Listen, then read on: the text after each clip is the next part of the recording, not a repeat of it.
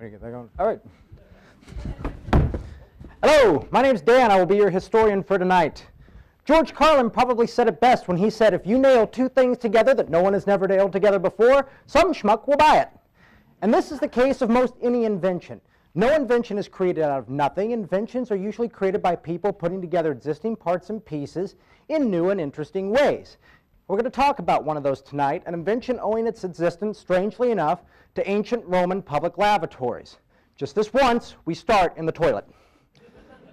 The ancient Romans pioneered something that was beautiful with a lousy name. It was the Cloaca Maxima, the first underground sewage system of the ancient world. And with this, they also pioneered self-flushing toilets. Using water brought in from aqueducts, the public latrines were constantly flushed out because cities have a problem, and that's they produce a lot of waste, because when you got to go, you got to go. Now, beyond that, the Romans were also rather well known for their expansionist policies. But they did that a little differently. They would move into some place. They might not take out the leader. If he swore fealty to Rome, that's cool. Pacify the people, and hey, whip a little Roman technology on them, like underground sewage systems. Thing is, there were some people that were actually excited for their new Italian overlords. But not everybody. There was a Greek geographer named Strabo, writing around 7 AD, who wrote of a tribe called the Chatti. They didn't do much. They occupied land in central Germany. They fought Romans. That's about it. But they were never conquered. Because they were never conquered, they survived, and they were able to give their name to a fortress that grew up in their area called the Castellum Catorum, which today is the city of Kassel. Now, Kassel was once home to the storytelling brothers Grimm. But a rather more interesting tale comes out of there in 1614, when some documents surfaced detailing the exploits of a Father C.R., who was indoctrinated into the mysticism and the sciences of the Middle East. Other documents actually named this Father C.R. as Father Christian Rosencreuz, and thus the allegedly secret society of the Rosicrucians was born. I say allegedly because how secret can it be when we all know about it? The thing is, what a secret society needs is the ability to hang its hat on someone who's not so secret for publicity purposes. They chose Sir Francis Bacon. Rather good choice, influential British politician and philosopher. And in 1620, Bacon wrote a book called The New Instrument that basically created the scientific method of inquiry. Created a massive explosion across England and the continent of Europe, where people finally started figuring out how to evaluate evidence reliably. And another Brit, Sir Thomas Browne, a medical doctor with a scientific bent, took this to the next level with his book called Vulgar Errors.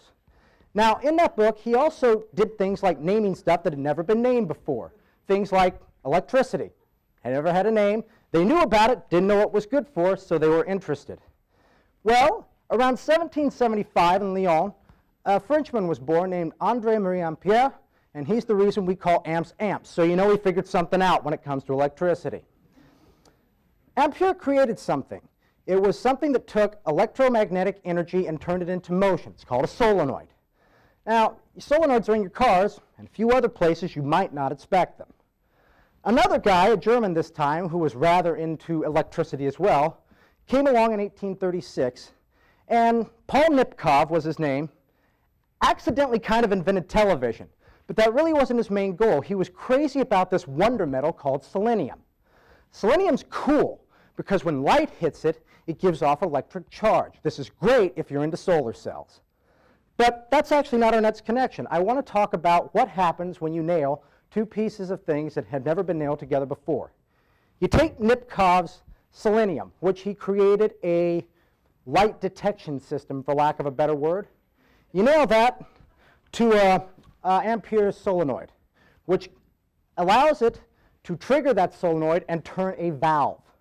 And that valve can flush a toilet.